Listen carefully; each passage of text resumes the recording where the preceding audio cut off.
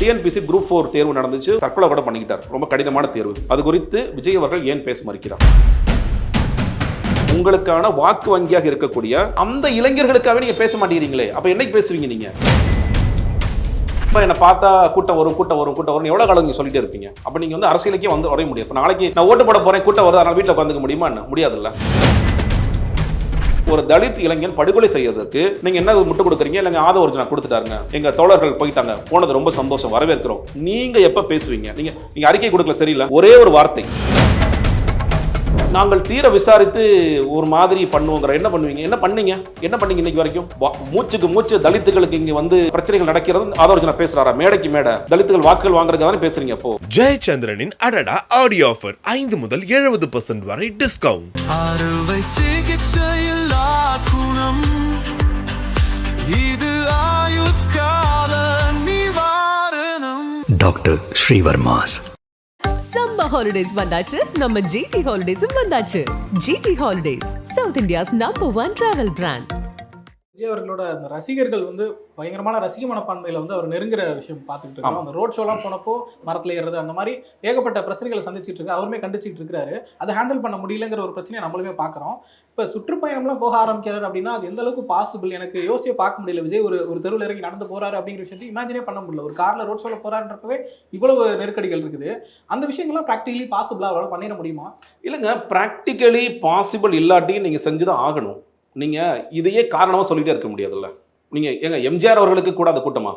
நான் குறைச்சே மதிப்பிடலை. விஜய் அவர்களும் வந்து இந்த விஷயத்தில், அதாவது விஜயை பார்க்கணும் அப்படிங்கிற ஒரு ஆர்வத்தில் இருப்பது எம்ஜிஆர் அவர்களுக்கு இருந்து. ஏன்னா சில பேர் கூட சொல்லுவாங்க அதெல்லாம் கம்பேர் பண்ணாதீங்கன்னு சொல்லுவாங்க. இல்லை, நான் அந்த அவரை பார்க்கணுங்கிற ஆர்வம் அவரோட இருக்கிறது. நீங்கள் பல விஷயங்களில் நீங்கள் எம்ஜிஆர் மாதிரி ஒரு ஜெயிக்க போகிறாரா, அதனால எனக்கு நிறைய மாற்று கருத்து இருக்குது. பட் எம்ஜிஆர் அவர்களை பார்க்க வந்த மாதிரி விஜய் அவர்களை பார்க்க வரணுங்கிற வருகிற கூட்டம் வரத்தான் செய்யும். ஆனால் இதையே நான் திரும்ப என்னை பார்த்தா கூட்டம் வரும் கூட்டம் வரும் கூட்டம் வரும் எவ்வளோ காலம் நீங்கள் சொல்லிட்டே இருப்பீங்க? அப்போ நீங்கள் வந்து அரசியலுக்கே வந்து வரைய முடியும். இப்போ நாளைக்கு நான் ஓட்டு போட போகிறேன், கூட்டம் வருது, அதனால் வீட்டில் உட்காந்துக்க முடியுமா? என்ன முடியாதுல்ல. நீங்கள் போய் தான் ஆகணும். இது உங்களுடைய கட்சி. இன்னைக்கு வரைக்கும் வைக்கின்ற விமர்சனம், மிகப்பெரிய விமர்சனம் என்பது விஜய் ஏன் களத்துக்கு வர மாட்டேங்கிறாரு? ஒன்றும் இல்லைங்க. இப்போ நீங்கள் ஒரு கண்டன பேரணி பொதுக்கூட்டம் நடத்தினாங்கல்ல, இப்போ என்ன ஆச்சு? அதனால அதில் அவர் மேடையில் வந்தார், அவர் சரியான பாதுகாப்பு கொடுத்தாங்க. ஏன்னா இன்னைக்கு ஒய் பிரிவு பாதுகாப்பு கொடுத்துருக்காங்க. நீங்கள் அது இல்லாமல் அவருடைய செக்யூரிட்டி இருக்காங்க, பவுன்சர்ஸ் இருக்காங்க, அதெல்லாம் யாருமே சொல்லலை. எங்கள் பவுன்சர்ஸ்லாம் வச்சுக்கூடாது யாருமே சொல்லலை. உங்களுடைய சேஃப்டி முக்கியம், அதுக்கு நீங்கள் வச்சுக்கோங்க. எல்லா தலைவர்களும் போகிறாங்கல்ல. இப்போ நம்ம ஆந்திராவில் பார்த்தோம், ஜெகன் எவ்வளோ பெரிய கூட்டம் வந்துச்சு. ஜெகனை சுற்றி ஒரு கூட்டம் அவரை பாதுகாக்கிறாங்க. ராகுல் காந்திக்கு வராத கூட்டமா? இல்லை அண்ணாமலை போனார், சில விமர்சனங்கள் வந்துச்சு, அவர் காசு கொடுத்து கூட்டிட்டு வராங்க. பட் கூட்டம் வந்துச்சா வரலையா? ஸ்டாலின் போகும்போது கூட்டம் வருது, நீங்கள் எடப்பாடி பழனிசாமி போகும்போது கூட்டம் வருது. எல்லா தலைவர்களுக்கும் அதை விட இவருக்கு அதிகமாகவே வரும். தன்னியல்பாக நீங்கள் யாரும் காசெல்லாம் கொடுக்காம தன்னியல்பாக பெரிய எழுச்சியாக வரும். ஆனால் இதை நீங்கள் காரணமாக சொல்லிகிட்டே இருக்க முடியாது, இறங்கி தான் ஆகணும்.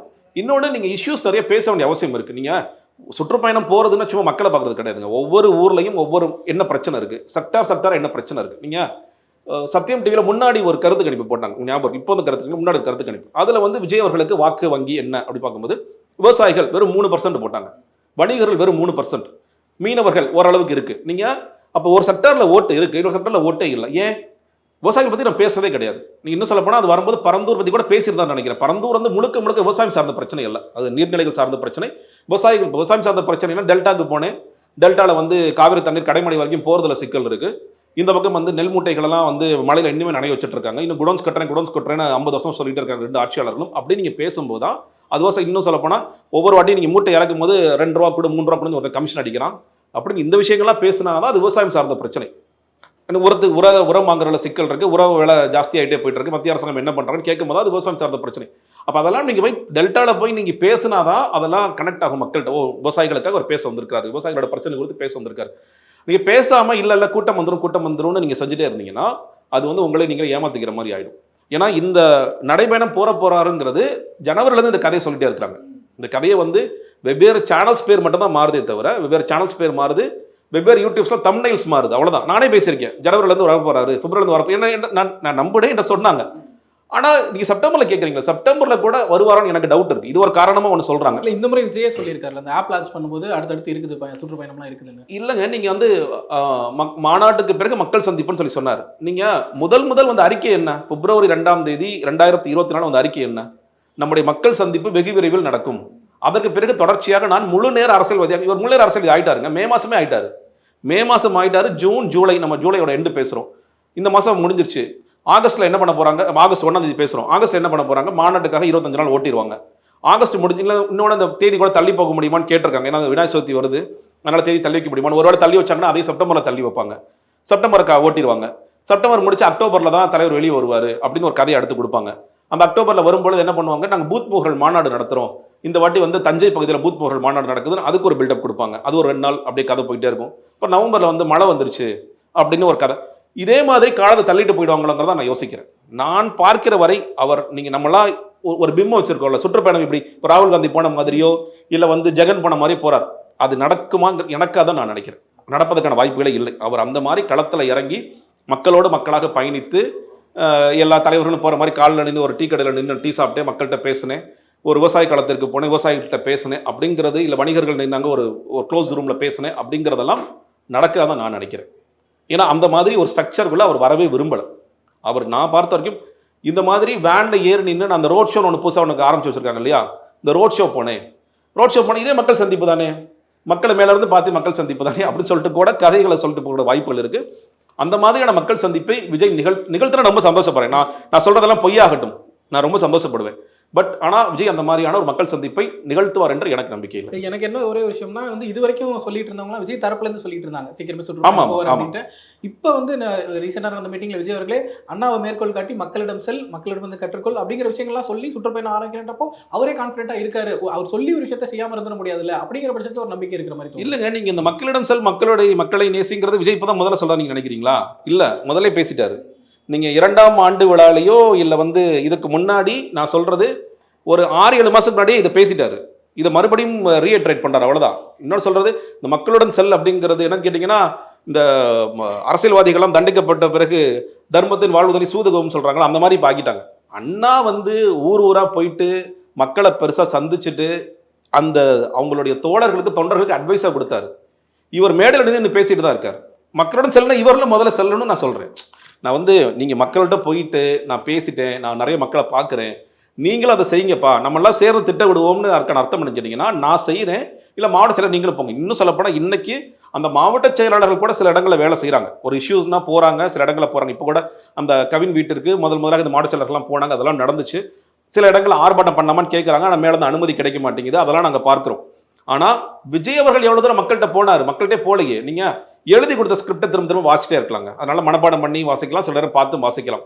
உண்மையான அன்போடு உண்மையான உணர்வோடு இருக்கிறாரா? சரி, நீ மக்களுடன் செல், மக்களை நேசின்னு சொல்றீங்கல்ல, நீங்கள் பேசுன அந்த மேடையில் நிற்கும் போது 3 பிரச்சனை நடந்துச்சு.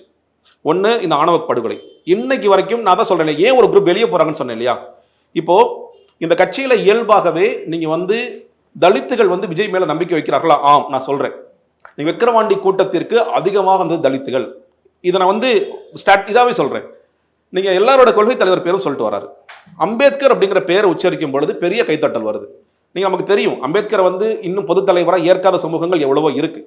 அப்போ அந்த இடத்துல நின்று அம்பேத்கர் அப்படிங்கிற நீங்கள் வந்து காமராஜர் ஐயா பேரை சொல்லும் பொழுதோ பெரியார் பேரை சொல்லும் பொழுதோ நடக்காத ஒரு கைத்தட்டல், வராத கைத்தட்டல் இவருக்கு வருது அப்படின்னா அந்த இடத்துல தலித்துகள் பெரிதாக குழுமி இருக்கிறார்கள், இல்லை கொஞ்சம் பேர் பொது சமூகத்தை சேர்ந்தவர்கள் குழுமி இருக்கிறார்கள்.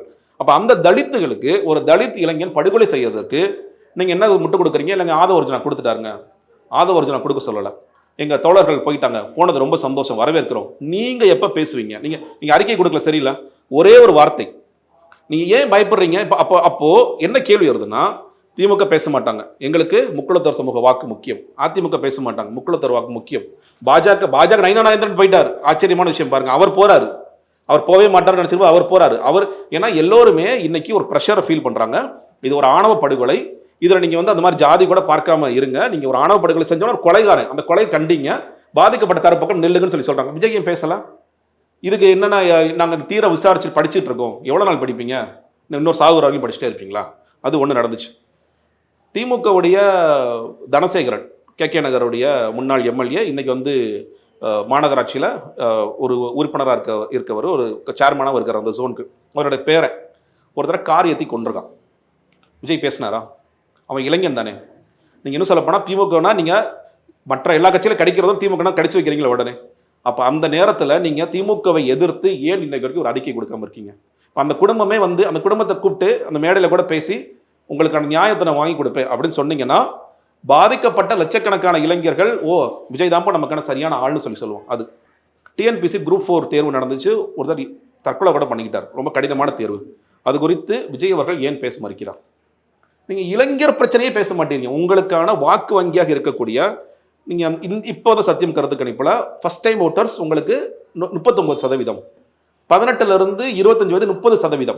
அந்த இளைஞர்களுக்காகவே நீங்கள் பேச மாட்டேங்கிறீங்களே, அப்போ என்னைக்கு பேசுவீங்க நீங்கள்? நீங்கள் இல்லை இதெல்லாம் வந்து நான் சாய்ஸ் அவுட்னு சொல்லுவீங்களா? நீங்கள் பிக் அண்ட் சூஸாகவே இருப்பீங்களா? இல்லை உங்கள் ஸ்ட்ராட்டஜிஸ்ட் வந்து சார் இதெல்லாம் பேச வேணாம் சார், இதெல்லாம் பேசினா நம்ம முக்குளத்தர் ஓட்டு வராது சார், நம்ம டிஎன்பிசி பேசுனால ஒரு பிரயோஜனமும் இல்லை சார், நீங்கள் வந்து தனசேகர் அவங்க பிரச்சனை பேசினா அவரே பெரிய ஆள் சார், அவர் நமக்கு எதாவது பண்ணிடுவோம் சார், பயப்படுறீங்களா? அப்போது நீங்கள் பயந்துட்டு இருக்கீங்களா? அப்போ நீங்கள் துணிச்சலாக இதையெல்லாம் பேச வேண்டிய விஷயங்களை நீங்கள் பேச மறுக்கிறீர்கள். இதெல்லாம் பேசாமல் மக்களுடன் மக்களை மக்களை எப்போ நேசிப்பீங்க நீங்கள்? மக்களை நேசிக்கிறதுக்கான அர்த்தம் என்ன? ஒருத்தருக்கு பாதிக்கப்பட்ட உடனேயே அவனுக்காக குரல் கொடுப்பேங்கிறதா மக்களுக்கு நேசிங்கிறது. இல்லை நாங்கள் தீர படிச்சுட்டு இருக்கோம், என்ன தீர விசாரிக்கிறீங்க? நீங்கள் என்ன ஜட்ஜா? நீங்கள் என்ன அது கேஸுக்கு வந்து போய் நீங்கள் ஜட்ஜ்மெண்ட் எழுத போறீங்களா? அது எல்லாத்துக்கும் வெவ்வேறு பேர்களை முட்டு கொடுக்கறதுக்கு ஒரு கும்பல் இருந்துகிட்டே இருக்கு. நான் வந்து இப்போதான் விசாரிச்சேன், அண்ணன் வந்து தீவிரமாக படிச்சுட்டு இருக்காரா. இந்த வடகாட்டு சம்பவம் ஒன்று நடந்துச்சு, உங்களுக்கு தெரிஞ்சிருக்கும். நீங்கள் வந்து அங்கே தலித்துகள் பாதிக்கப்பட்டார்கள் ஒரு புகார் எழுந்தது. அதே நேரத்தில் ஆதவர்ஜுனா ஒரு ப்ரெஸ் மீட் வைக்கிறார். யாருமே இங்கே போகலை, யாருமே அது குறித்து பேச மாட்டேங்கிறார். டக்குனு ரிப்போர்ட், நீங்கள் என்ன சார் பண்ணுறீங்க? நாங்கள் தீர விசாரித்து ஒரு மாதிரி பண்ணுவோங்கிற. என்ன பண்ணுவீங்க? என்ன பண்ணீங்க இன்னைக்கு வரைக்கும்? மூச்சுக்கு மூச்சு தலித்துகளுக்கு இங்கே வந்து பிரச்சனைகள் நடக்கிறது ஆதவர்ஜுனா பேசுகிறாரா? மேடைக்கு மேடை தலித்துகள் வாக்குகள் வாங்குறதுக்கு தானே பேசுகிறீங்க. அப்போது உண்மையான தலித் பிரச்சனைக்கு நீங்கள் அறிக்கை கொடுத்தீங்க, சரி. நீங்கள் எப்போ சார் களத்தில் நிற்க போறீங்க? ஏங்க நீங்கள் அஜித்குமாருக்கு மேடை போட்டு கன்னட தீர்மானம் போட்டிங்கல்ல, இதுக்கு போடுங்க. அந்த ஊர்லேயே கூட போடுங்க, உங்கள் ஆட்களை போட சொல்லுங்கள். இல்லை நீங்கள் சென்னையில் போடுங்க, ஆணவ படுகொலைகளை நாங்கள் கண்டிக்கிறோம். ஆணவ படுகொலைக்கு தனியாக சட்டம். கம்யூனிஸ்ட் பண்ணுறாங்க இல்லைங்க, கம்யூனிஸ்ட் ஜாதி பார்க்குறாங்களா? அவங்க எல்லா ஜாதியிலும் இருப்பாங்க. இன்னும் சொல்லப்போனால் அங்கேயும் வந்து எல்லா சமூகமும் இருப்பாங்க. ஆனால் ஆணவ படுகொலைக்கு எதிர்த்து சட்டம் எழுதுங்க. திரும்ப சொல்கிறது கூட ஓகேங்க, ஒரு தலித் லீடர் அவரால் சொல்கிறாருன்னு வச்சுக்கோங்க. இன்னைக்கு கம்யூனிஸ்ட் பேசுகிறாங்க, மற்றவர்கள் பேசுகிறாங்க, அதை கூட நீங்கள் ஏன் பேச மறுக்கிறீங்க? அப்போ நீங்கள் என்ன டிஃப்ரெண்ட் லீடர் நீங்கள் சொல்லிட்டு இருக்கீங்க அப்படிங்கிற ஒரு கேள்வி எங்கள்கிட்டலாம் இருக்குது. இப்போ நீங்கள் மக்களிடம் மக்களிடம் நேசி, மக்களிடம் பழகுன்னு சொன்னீங்கன்னா, அவங்களோட சேர்ந்து திட்டமிடுன்னு சொன்னீங்கன்னா, முதலில் அண்ணாவை நீங்கள் படிங்க. எழுதி கொடுக்க ஸ்கிரிப்டை படிக்காதீங்க. அண்ணா எப்போ எந்த தருணத்தில் அவர்கிட்ட உங்கள் ஸ்ட்ராட்டஜிஸ்டே கேளுங்க, எந்த தருணத்தில் இதை அண்ணா எழுதினார், இது எப்போ பேசினார்னு கேளுங்க. ஸ்ட்ராட்டஜிஸ்ட்க்கும் தெரியாது, அவர் ஒரு 4 பேர்ட்ட கேட்டு தெரிஞ்சுட்டு உங்கள்கிட்ட சொல்லுவார். இது முதல்ல செய்யுங்க, நான் சொல்கிறேன். ஜெயச்சந்திரனின் அடடா ஆடியோ ஆஃபர் 5 முதல் 70% வரை டிஸ்கவுண்ட். அறுவை சிகிச்சையில்லா குணம், இது ஆயுட்கால நிவாரணம். டாக்டர் ஸ்ரீவர்மாஸ். சம்மர் ஹாலிடேஸ் வந்தாச்சு, நம்ம ஜிடி ஹாலிடேஸும் வந்தாச்சு. GT holidays, South India's number 1 travel brand.